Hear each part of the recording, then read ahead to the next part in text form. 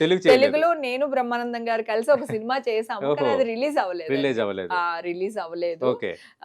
దానివల్ల తర్వాత నాకు ఎవరైతే వైవిజయ గారు వీళ్ళందరూ మా ఊరు వచ్చారండి షూటింగ్ కి. నేను మా ఊర్లో రాజోల్లో ఉన్నాడప్పుడు వచ్చారు. వైవిజయ గారు, సంధ్య అక్క అని అప్పుడు ఏమంటారు లేడీ స్టైల్లో యాక్ట్ చేసిన లేడీస్ అందరూ ఉన్నారు కదా సార్, దుర్గా అని, మచ్చ అమ్మాయి, వాళ్ళందరూ వాళ్ళు ముందే చెప్పారు సార్ నాకు, ఇండస్ట్రీ ఇలా ఉంటదిరా, ఎవరిని నమ్మకూడదు, నువ్వు ఊరికే మాతో తిరుగుతున్నావు, ఇవాళ కప్పని రేపైనా వచ్చేస్తావు నువ్వు, కానీ ఇలా ఉండు, ఇట్లా జాగ్రత్తగా ఉండాలి, ఎవరిని నమ్మకూడదు, మోసం చేస్తారు.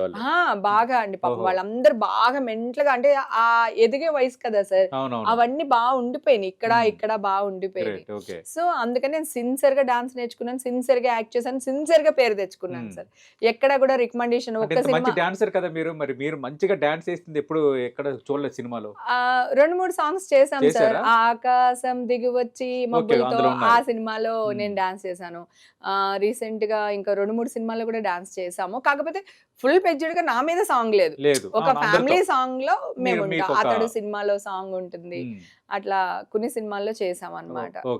అది సార్ పరువు పోకూడదని చిన్న చిన్న క్యారెక్టర్స్ చేసుకుంటూ ఈ రోజు ఈ స్థాయికి వచ్చాను. 36 ఏళ్ల నా కష్టం సార్. అవును, ఇందాక అన్నారు మీరు బ్రహ్మానందం గారి కోసం ప్రస్తావించారు, మీ ఇద్దరు కాంబినేషన్ సూపర్ హిట్ పేరు. అవును సార్. ఎలా అనిపిస్తుంది మీకు ఆయనతో, అంటే కోఆర్డినేషన్ అవన్నీ?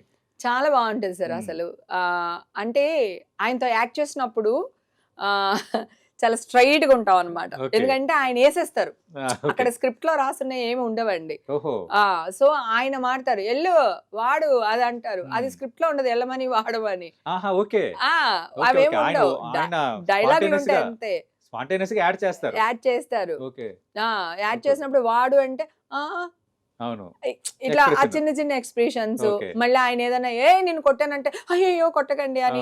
సో ఇలాంటివి మేమే యాడ్ చేస్తామండి. ఆయన యాక్షన్ నా రియాక్షన్ ఉంటుంది. ఆయనకి నాకు కోవేశ్వరల గారికి నాకు బాగా ఇదైనా ఆయన పక్కన ఆయన కూడా అంటారు, మీరిద్దరు నా పక్కన అసలు పోటా పోటీనే, మీరు వస్తే కనుక నేను కూడా అటెన్షన్ లో ఉండాల్సి వస్తుంది అని. అలాగే ఆయన ఉన్నప్పుడు మేము కూడా అంతే బాగా బాగా క్యారెక్టర్స్ కూడా అంత మంచి రాసేవాళ్ళు సార్. ఇప్పుడు ఎక్కడ ఉన్నాయి సార్, అన్ని హీరోనే చేసేస్తున్నారు, అన్ని హీరోయినే చేసేస్తుంది. ఇప్పుడు అంత మంచి క్యారెక్టర్స్ లేవు. మరి భగవంతుడి దయ వల్ల ఫ్యూచర్ లో రావాలని కోరుకుందాం, ఎందుకంటే నేను యాక్ట్ చేయాలనుకుంటున్నాను కనుక.